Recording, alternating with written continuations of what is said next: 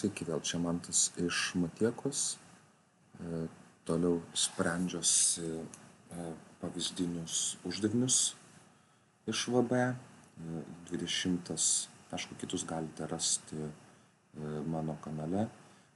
Jeigu paspausite nuorodą apačioje, galite rasti prisijungimą būtent prie šitos lentelės, kur visi prieš tai buvę uždaviniai išspręsti, išskyrus ten pirmus keletą. Nuo 12, bet iki visus uždavinius iki 11 galite rasti tiesiog video sprendimus. Apie įžangą ir galime iš karto dalyką. 20 logaritminė lygtis. Pirmiausia, ką patariu daryti su logaritminėmis lygtimis, nusistatyti, kokį yra apibrėžimo sritis. Tai aišku, x mes negalime gauti neigiamo logaritmų, tai pasižymiu, kad x turi būti daugiau, pasižymiu apibrėžimo sritis, pažymiu apibrėžimo sritis, apibrėžimo sritis,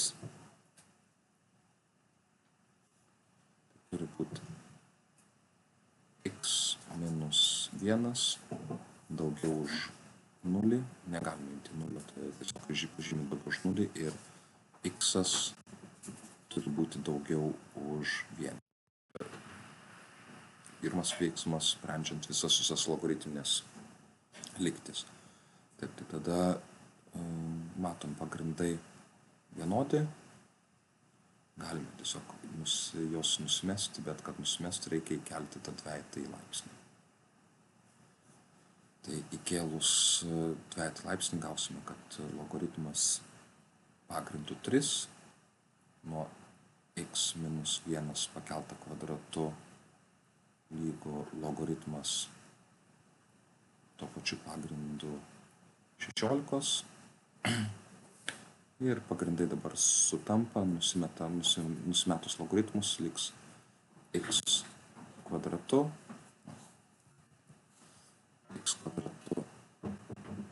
minus 1 pakelta kvadratu lygu 16.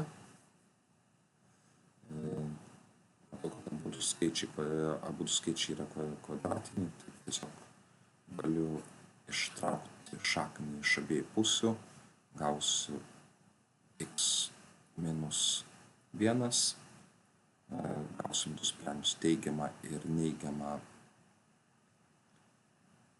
4.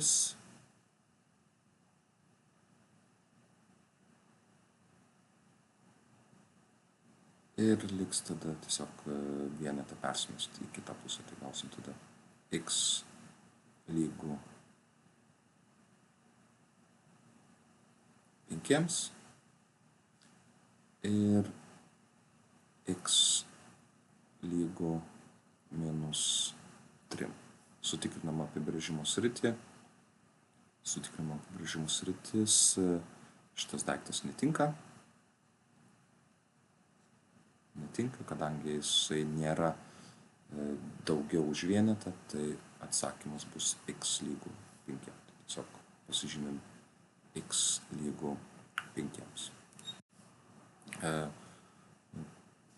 Aišku, čia greitasis būdas, galime spręsti ir kvadratiniais kitais būdais, kurių gal vieną parodys. Tiesiog atsiskleidus x kvadratu minus 2x plus 1, persikeliam 16 į kitą pusę, lygu 0, gautume tada x kvadratu minus 2x minus 15 lygu 0 ir išskaitant dauginamaisiais, pagalvot, kokie du skaičiai susidaugina į minus 15 ir susideda į minus 2, tai tokie skaičiai turbūt yra minus 5 ir 3, nes didesnis skaičius turbūt neigiamas, tai tiesiog x minus 5 ir x plus 3 ir iš to išeina, kad x lygu 5 ir x lygu minus atsakymus turim vėlgi lygiai tas pats. Pasiliekam atsakymą, kadangi šitas netinka. Jeigu norit, galite spręsti diskriminantus, bet diskriminantai tiesiog ilgiau užtrunka. Ir egzaminė svarbu turėti keletą kitokių metodų, kaip išsispręsti kvadratinę lygtį taupant laiką. Tai tiek tada ir iki susimatymus kitose uždaviniuose.